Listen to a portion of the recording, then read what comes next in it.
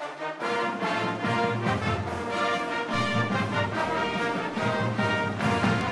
Chomp, powered by G&M Land Pros, serving Pensacola, Pace, Milton, and surrounding areas. So if you're in need of lawn care, want a quality job at a great rate, call the fine folks at G&M Land Pros, 850-866-7853. Mention the Chomp and save 10% on your next job, only at G&M Land Pros.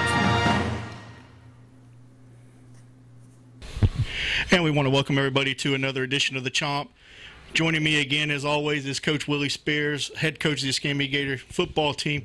Coach, welcome to the show. Yep, good to be here, man. I'm excited every week we do the show. I think it's great for fans and parents and players to get an inside look, all access pass to the program. So thanks for being here. 87:30 a.m. in the house, baby. We are trying to move in. We want to open the doors, kick the doors. When we talked about it last week, we want to show everybody. We're very proud of what's going on here at Escambia. We want everybody to know what's going on.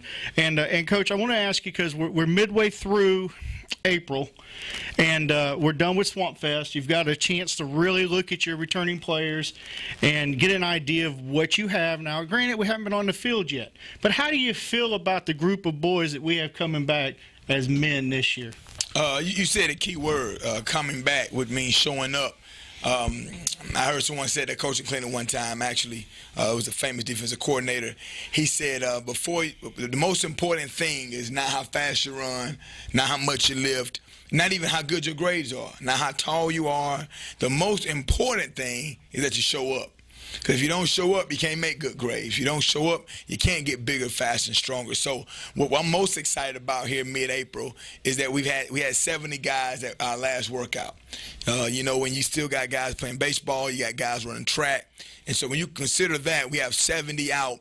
And that's pretty exciting that we have 70 coming to off-season workouts. Right. When we start in May, everybody's going to want to play. Everybody's going to want to get a helmet. But now those guys are coming out. So that's what I'm most excited about. And like you said, it's yet to be seen what we're going to look like on the field, but I'm excited about the process.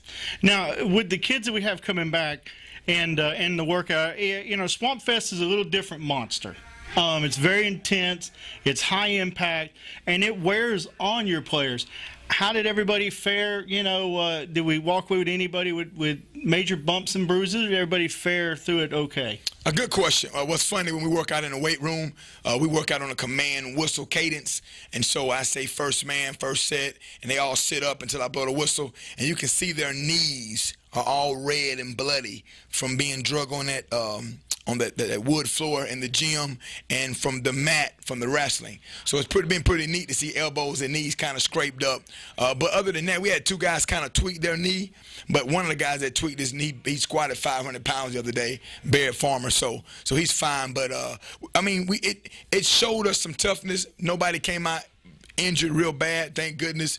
And now we're testing. We have to test on Tuesday. And then next Thursday we'll start implementing our offensive formations and our defensive front. So we'll be doing that through the end of April, and then May we'll start with practice.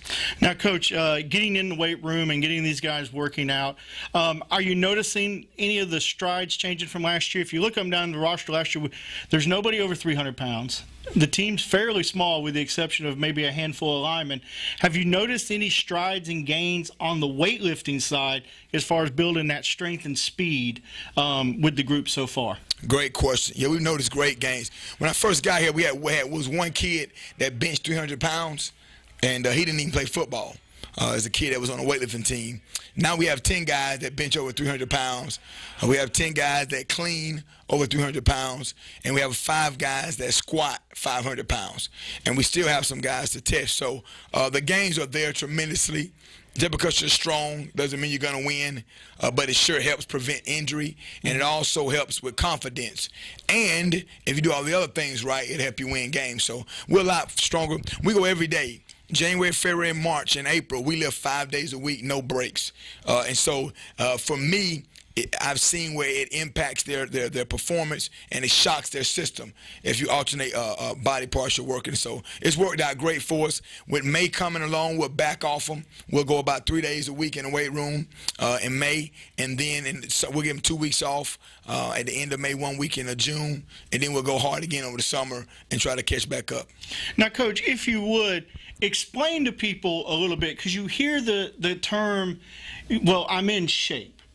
I'm got good condition. Explain the difference between being in shape and being in what you would call, or somebody familiar with the game of football would call, football shape, because it is a big difference. Oh, it's a total big difference. If a guy plays basketball or soccer, that's a sport where you're running almost continuously.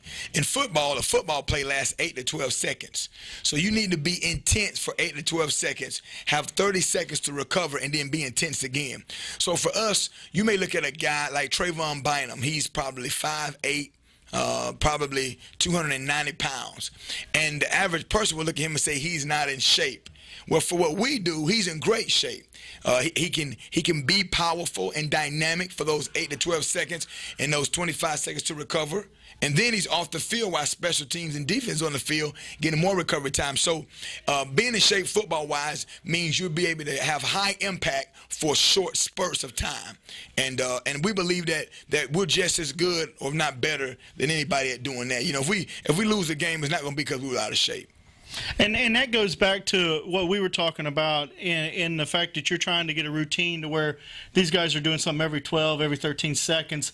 So what we're going to be seeing is you're going to have a team that's going to have that enormous power out of the blocks, but then they're going to be able to back it down, rebuild, and come back out and repeat that over and over and over. Right. And how do you feel that's going to set you up for your plans for this season? Well, we're going to run a no-huddle offense. If you ever watch Oregon play, or Nevada, or even University of Ohio, our offense is going to be, as far as pace is concerned, not the school pace, but pace as in tempo. As far as tempo is concerned, we're going to try to run a play every 12 to 15 seconds.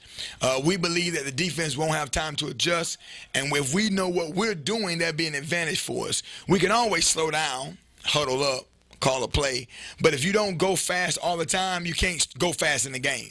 So we do everything. In the weight room, we go fast. On the field, we go fast. Plyometric drills, we go fast. We don't do anything slow. We're always moving, always running. It's always go, go, go, go, go, go, go. NASCAR is what we call it. And if we want to, we can ease back, and we can slow down. Well, Coach, what I want to do is I want to ease back, and I want to take a minute and talk about changes that's going on. In case you haven't seen one of our other shows, a lot of changes are coming through the pipe here at Escambia. And one of the things that I like to do is I call it the new beginning of Escambia, because the old is gone, in with the new coaching staff. One of the things that I want to ask you is about your coaching staff. How difficult was it to find those 5 or 6 men who share the same beliefs, the same morals, the same background, and the same work ethic that you do? Great question. The difficult part was getting them in school, not finding them, getting them here at Escambia, begging them to come. We lost one great one, Tyrone Bower, a phenomenal man who happened to be a coach, great man of God who happened to be a football coach.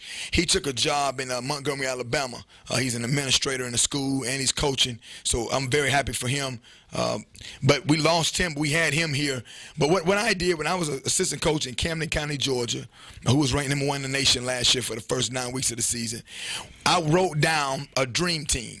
If I ever got a head coaching job, who would I hire? I wrote down those guys. And then I said, if I couldn't get those guys, who would I try to get? And if I couldn't get these guys. So when I got the job, I knew I wanted Thomas Williams to be my defensive coordinator, because I knew he knew how to treat kids. I knew he knew football, and I knew he was a winner. So I wanted him. And I knew belief-wise we had the same beliefs. And then when it came to offensive line, there's a guy at Niceville now named Coach Clint McCrory. In my opinion, the greatest offensive line coach I've ever met. Well, I'm not going to get him. You know, he coached me. You know, he's a phenomenal guy. He's making a lot of money. He's been a head coach. But that was the top. Then I started going down. There's a guy named Jeremy Brown. He's a head coach at Mosley High School in Panama City, Florida. I wanted to get him. Then underneath him was Joseph Gaddy. And not that Joseph is third to those guys. It's just a matter of experience. He's been coaching 2 or 3 years years. Them guys been coaching. Coach McCroy 25 years, and the other guy 17 years. So we got Coach Gaddy in here. He's been much more than I thought. You know, he was in a volunteer for me in Swanee, and he's come here. He's just blown my mind with his offensive knowledge, capacity-wise, and his humble spirit to do all the other things that don't include coaching offensive line. Then we picked up Dante Shepard. He's a local guy who I knew the area. I wanted to get a guy that knew the area. That was very, very important to me. And I didn't really think he could coach. Come to find out he's a phenomenal coach. So that was a big plus for us. And then we got a guy, William Mosley from Leon High School. I met him in the FCA camp years ago. We both coached at Jefferson County at different times. He's a former defensive coordinator that coaches our defensive line, played at FAMU, phenomenal man of God who happens to be a football coach again. And then we got Matt Thompson, who's from Panama City, who I didn't know. He was a volunteer for us on the freshman team last year. He's going to help Coach Gaddy with the offensive line. And probably the greatest guy that I landed, not that any coach is better than any other one, but the greatest guy that I landed as far as our varsity staff is Mike Davis. He's been the head softball coach here for 18 years. In my opinion, they're probably the best program on this campus as far as getting kids in college, their facilities. They do a great job. So does baseball, but softball just does a phenomenal job of doing it right. And not dissing any other sports on campus. But he took a year off from coaching football. He's important for a lot of reasons. Number one, he's older than I am and wiser, so that helps. He also is not arrogant. He's very humble. But at the same time, he can tell me what I need to hear when I need to hear it. He also knows this school very well. He went to school here. He was on the state championship teams, and he coached here when they went to state championship in '99. So the fact that we got him, he teaches science here, his wife works here. You know, he's a Gator. You know, he bleeds orange and blue. So getting him, he's our assistant head football coach. It just really, I mean, he can tell me, Coach, don't do this because in the past, that's how this happened. And Coach, maybe we should do this because in the past, he has those references, well, I don't. You know, and I told somebody the other day that guys like that are true blue Gators. I'm a hired hand. Now, over time, I'll earn my stripes, if you will. But this guy, this is what he lives and breathes. And so it's great to have him. Then we have Glenn Bousquet. He's our head freshman coach. He does a phenomenal job. They went 7-1 last year. He keeps those guys in line. He's a Marine. He treats them like they're in the Marine Corps at times. And so I'm just being honest with you. We just have a great football staff. People don't know it because usually in Pensacola, people hire guys from Pensacola to work in Pensacola. I wanted to start from scratch. And I didn't know we were going to be able to do that, but when you have a guy like Mike Sherrill as your principal, you know a lot of things are possible when it comes to athletics, not just football, but athletics. So it's worked out, and I'm going to be honest with you, nothing against any other staff in this area or in the state, but our staff works hard. You know, our guys are here till 9 o'clock almost every night. You know, our guys come in early, about 5:30, 6 o'clock almost every morning. You know, our guys do things that many think, you know, it don't take all that. But our guys believe it does. So we got a great staff, man. You've seen that firsthand.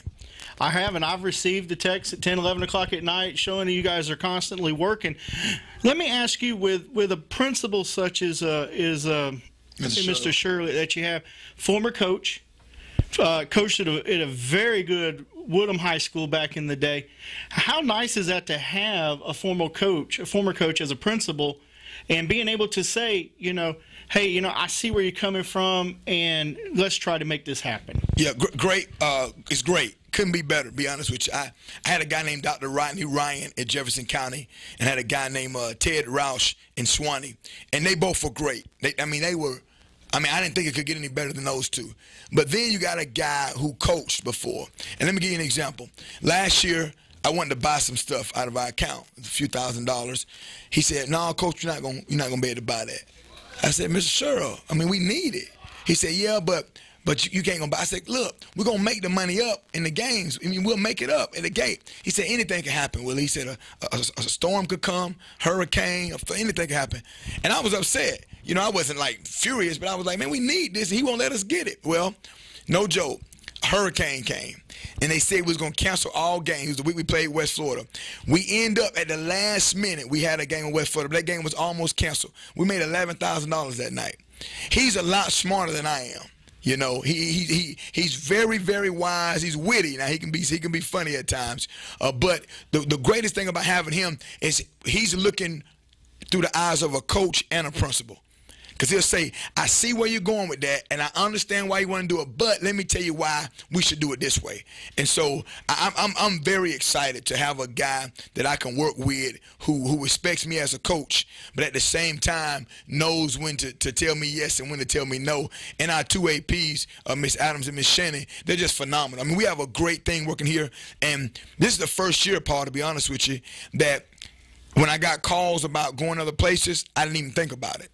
The first year of my life. I've been coaching 12 years. First year, because if you got a supportive administration and talent, the rest you can deal without. We got a great weight room. We're getting a brand new. They're going to renovate my office. You can live without that. You can't live without a good administration and talent. We will always have talent at Escambia, and as long as Mike Sherrill is in that position, I plan to be at Escambia.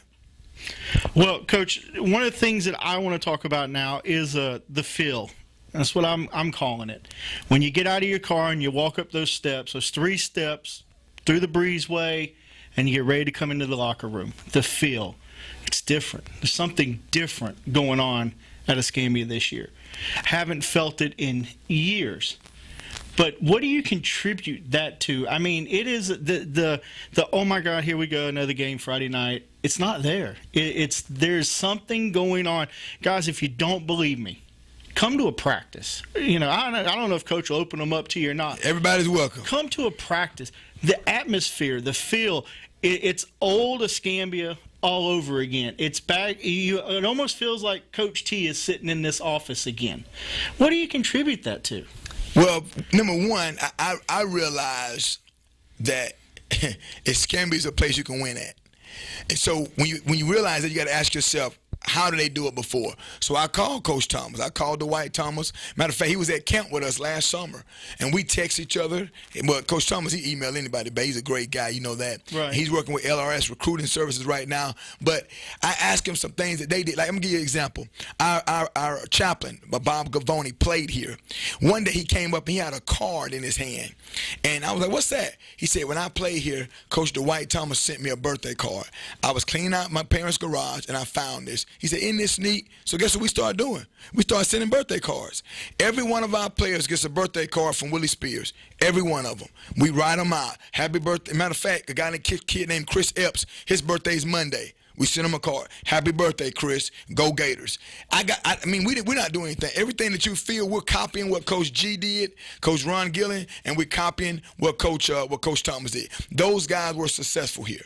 So we're copying what they did. And another big thing about the behavior of our kids, we were at the Andrews Institute the other day, and a lady said she's been working there 30 years and have never seen a group behave the way these guys have. I was out of town.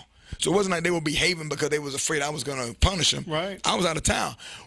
John Fuller worked for the Fellowship of Christian Athletes, and a guy named Mike Killam, he started that in this area. And those two guys have put together a great FCA in this area. We go to everything they have. I was at a banquet this Tuesday night.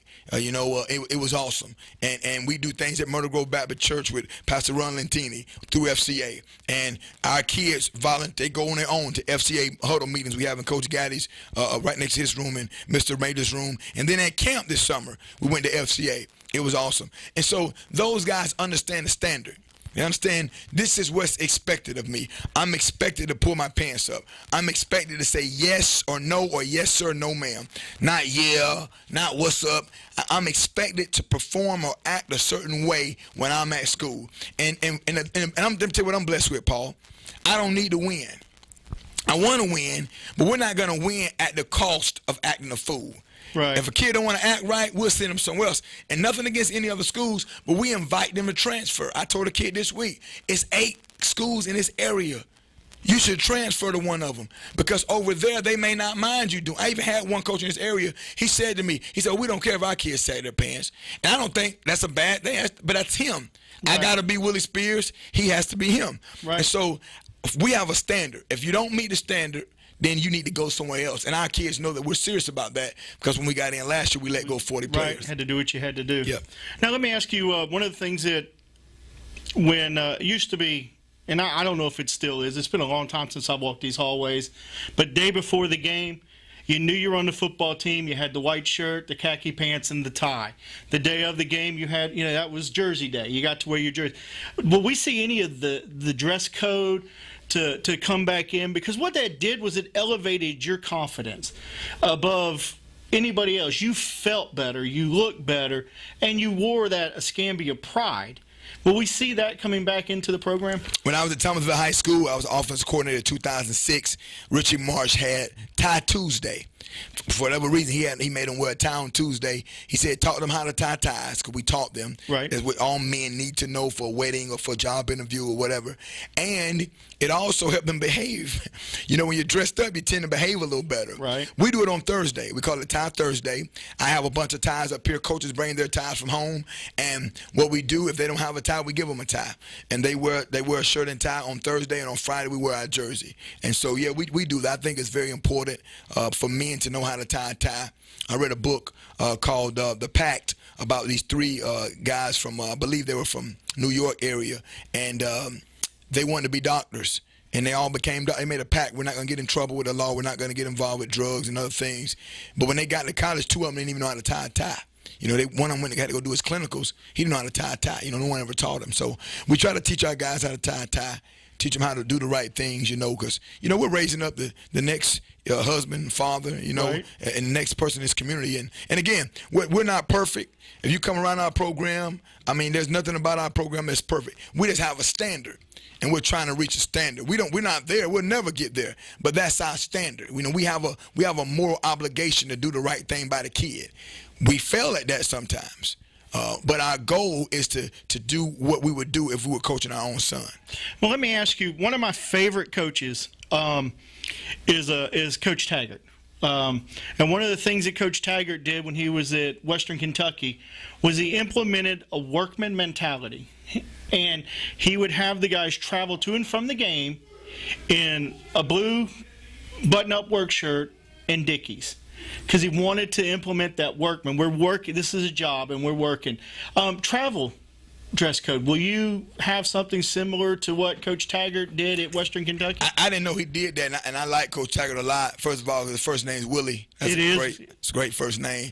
A friend of mine named Obi.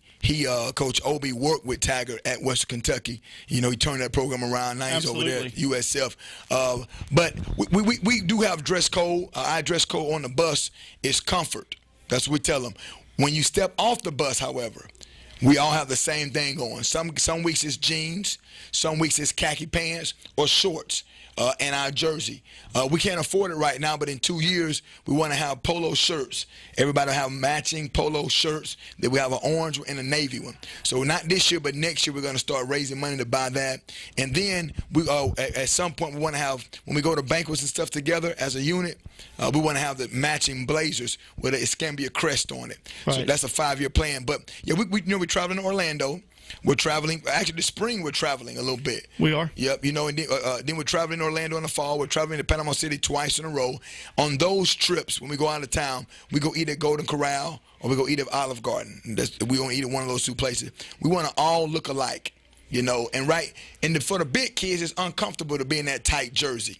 It's very uncomfortable. And so what we're trying to work toward is them wearing something more we're all uniform, but it's something more comfortable. And that's something we're working on. But I think that's great. That work mentality is very important. Because for us, even if we lose a game, we want the opponent to know we played Escambia tonight. Right. My neck's hurting, my legs hurting, my pride hurt. I got hit in the mouth. We won, but we played Escambia tonight, and I can feel it. Right. And so that takes a workman mentality. And that's one of the things that a lot of people, we pay so much attention to the W's and the L's, but what we don't understand, or what a lot of people don't think about, is if you're in a dogfight, that word gets out much quicker than, oh, we lost to Escambia, or Escambia beat us, or we beat Escambia. You go and bloody their nose, but you still come out, on the bottom end of the fight. You were still in a fight. That's right. They'll let people know that. And to do that, we have to go play 4 quarters, because one of the things that we don't have, or at least that I've seen, is we don't have the size to bully people around. We're going to have to hang in the fight, take the punches, and then just outwork them, because that's what Escambia has right now. Right. Well, up front, we have a lot of size. I don't know if you've seen all our guys. We got a nose guard that weighed 330, big Trayshawn Lake. And George Rutherford's 280, right? You know, and then Storm is 300 pounds. Bynum is 280.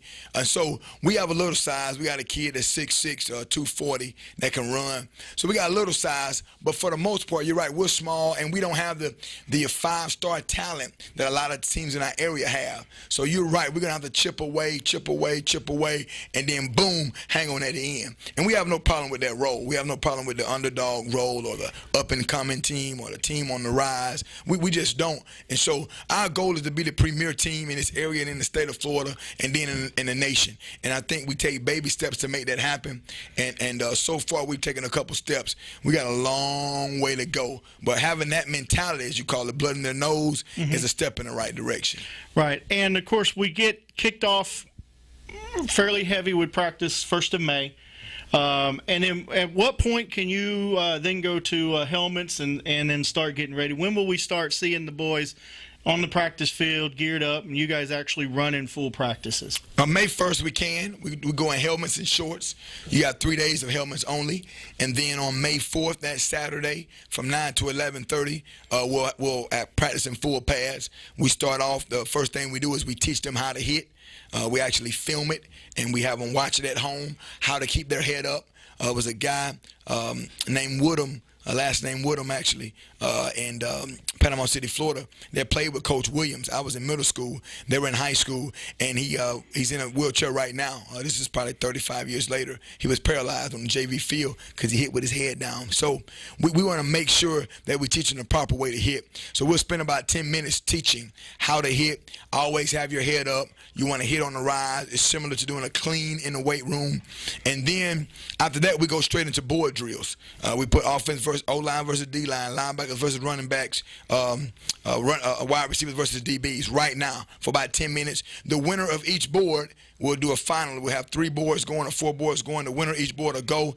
Whoever wins that board will keep going until we have 2 left. Everybody will crowd around those 2 will go at it. When we finish that, the whole team will sprint down to Oklahoma drills in between the pads. 2 O-line, 2 D-line, 1 running back, 1 linebacker. We go get it, and we just blow it and blow it and blow it and blow it and blow it. Then we go to what we call a splatter drill, a 3-on-3 drill. We have an O-lineman, D-lineman, running back, linebacker, wide receiver, DB, and we have a running back run through them. And so we start practice off that way the first 3 days of pads. And that takes about 30 minutes to do. And then we get into our individual and our group sessions. But I'm going to be honest with you. I love football. I've coached almost every sport. Football being a contact sport, I absolutely love it. I mean, I really do. The kids are already talking noise. I want you on the boards. You've been talking noise. We're going to find out. Right. And no other sport can't do that, you know. Right. In basketball, if they hit your arm, they blow the whistle and say you can't touch him, let them shoot free throws. So right. I love football, man. I'm going to be honest with you. I can't believe they pay me to coach football. I mean, I hope they don't ever realize this, but I do it for free. You know, I hope Mr. Sure don't watch this and say, well, I can arrange that, Coach. But yeah, I probably shouldn't send him an email back then, should I? Nah, don't let him know it, 'cause we got to pay the bills. Mama wouldn't be upset if we didn't pay the bills. But it's, you know, as you know, you played. It's a phenomenal fit. The next best thing to playing is doing what you're doing or what I'm doing, being involved in it somehow. Yeah, finding a way to stay on the field is one thing that was very important for us. When football was done, just finding a way to get back on the field. It's amazing how it embeds itself in your day-to-day life and how you think. But let's talk. We have jamborees coming up. I want to make sure we touch on that again this week. First one being in Crestview. Against Crestview and Navarre. And then the following day, we're going to do what some people say shouldn't be done, Coach. I mean, and we're going to head to Panama City and just play all day long. Yep. We'll see. I hope our bodies can hold up. We're giving them 2 weeks off after that. We're going to play against, I believe Gabby's going to be there, Leon, Bay High School out of Panama City. Mariana's going to be there in a few more schools. And we're not going to play our first guys the whole time. We're going to play our first guys that night against Crestview and Navarre. Right. The next day, we're going to get a chance to look at some of our young guys to see what they do in a game, you know. Now, do you prefer getting a look at them in game situation, or can you pretty much get what you want off the practice field? I can't get what I want out of practice. That's a good question. What happens, some kids you put in a box. You know, this kid's never been good. He can't play. He's small. He's this, he's that. But he may be savvy. See, some things you can't teach, like Tim Tebow, for instance. Right. If you watch in college, if you watched his wind-up and his delivery, you'll say, he's okay. But he was the greatest. He scored more touchdowns than anybody ever in the history of college football. You couldn't tell that from watching him at practice. You just couldn't. He was a gamer. He went to another level in a game, and so some guys are like that. So we need the game, and some guys, for lack of a better term, they tense up in a game. They good at practice, but when it's for real, they can't come through. And we need to find that out in a scrimmage instead of in a real game. Right. Yeah, I need to find out who can play hurt, who gonna complain, who gonna work hard, who gonna have a bad memory if they drop a pass or fumble the ball, who gonna forget that and come back and play hard the next play. So the game situation, I mean, it's equivalent to us playing 4 games. Right. All these games we're gonna play, you know, and if God in 2 days. In 2 days. In 2 days. So God willing, if we can hold up physically, then I mean, I'm really excited about the opportunity to see our kids against somebody else. Now, Coach, let me ask you, when you put your team through, I mean, that's a stress test if there ever was one. What all do you think you're going to get out of that? As far as the heart of your players, do you think you'll be able to tell the players who have the heart and the players who say, you know, Coach, I'm tired, I can't go anymore? Are you gonna be able to make those calls off of those 4 games? Yep, we will. And think about this too, Paul. The girdle that they wear is going to be sweaty and nasty from the night before. It won't be washed the next day. The T-shirt, they better bring another T-shirt. You see what I'm saying? The elements, that's the part of it that I want them to get. So many boys today are so feminine. They're so worried about their looks, and I don't want to get dirty, and I don't want to get too sweaty, and I don't want to, and so we can't win with that mentality. And I don't know if we have that or not, but I know these games back to back will tell us that. What it'll also do, later in the year, I'll be able to talk about those games. Guys, remember when we did this? Remember when we did that? God, we played 5 teams in 1 day. You telling me we can't come out the second half and come back? We down 21 points. And so there's so many positives to us playing. There's very few negatives. Well, we want to invite everybody, as always. You know, we try not to take more than about a half hour with the Chomp. We want to invite everybody. Tune into the Gator Network. Get online, Escambia Gator Football Network, and check out the shows we already have up. Every episode of the Chomp is on demand, so you don't have to wait for us to air it. If you want to see it, you go there, click on the date, and you have the show. Also up now is the Escambia Tate game from last year and the Pace Escambia game from last year. Both of them, I got to tell you, were wonderful games, and it showcased some of the talent that we do have and the ability to hang on. The Pace game was a dogfight. But we want to remind everybody we're going to go tape delay. Actually, talk to the assistant principal accidentally when I got locked into the field the other day. One of the coaches locked me in and said that they're moving forward on getting the internet situation handled in the press box for us. So we're crossing our fingers that the orange and blue game will be a live telecast. If not, it will be up the following Sunday. Tape delay. It'll take us about 2 days to get it all edited and put together for a tape delay. But we're excited. Live football coming from Escambia High School, the only school in the area that is dedicated to doing live football every game. Got some special things going. Want everybody enjoy this year. We're going to mic the officials. So that's going to be new. Give Coach a chance to actually hear what's going on, but also give you a chance in the stands to hear the call. One of the things that I always hated learning the game was I didn't understand what the hand gestures were and the calls. Now the referee will be able to explain it to you. So guys, you know, this coaching staff and this administration at the school is the reason we're coming to you. It's the reason we can do this, and we want to invite everybody to get involved. If you're a business out there, and I told Coach I wasn't going to do this every week, and I haven't, but if you're a business out there and you want to contribute, you want to help, you're looking for something to get behind, Here's an opportunity to get behind them. They need ties with logos on them. They need maybe you're a seamstress and you can do embroider work. Call Coach. Say, hey, Coach, I don't have the funds to give you, but let me embroider the Escambia crest on all your ties. Guys, you don't realize how much that helps the football program. And then if you are somebody, Beef O'Brady's right up the road, and you got all this stuff around us. You got McDonald's, and they're all locally owned. Right. Give Coach a call. We want to bring the show to your restaurant. Right. And Beef O'Brady's already said we can come do the coaching show there. I talked to 2 barbershops. The barbershop on Saturday, everybody knows everything and what should have happened and what should have been going. So we're going to do 2 shows at 2 barbershops. If that's okay with you guys. I talked to 2 guys, and they're excited about that opportunity. And I think it's exciting when we go into the community and they can ask live questions about what happened. And like I tell you, Paul, no one is doing this. And I hope one day everybody will be, but we're trailblazers, if you will. When you came to me with this idea, at first I had a few misgivings, and now I'm looking back thinking, why in the world did I second guess, a great opportunity like this? And so we're excited about the Escambia Gator Football Network, and we're excited that you want to showcase young student athletes in this area. And the future's bright. It's going to get better and better. And we're looking forward to, like I said, guys, this is going to be, all this year is going to be new. I've already got plans in the work for next year that Coach doesn't know about just yet, but, next year we plan to move to a 4-camera system and bring you an even better product. If the school is going to make the commitment to us, then we're going to make the commitment to the school to make this the finest high school network in the area. And we just want to thank everybody for tuning in. We're getting the people. People are starting to watch it. And, it's not been done before. And hopefully I'm going to get Coach along and talk to him about some other ideas I have, and we'll bring you some more announcements as the season goes along. But for this episode of The Chomp, I'm the boss man.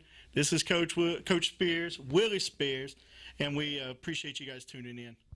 We're back. Escambia, baby. EHS Gators in the building. New beginning. EHS, we the best. City of Pensacola, man, over on the west. Come on and chomp with us. You can chomp with us. Chomp with us. Everybody chomp with us. Come on and try us. We just might surprise you. The new Escambia. We're powered by something high.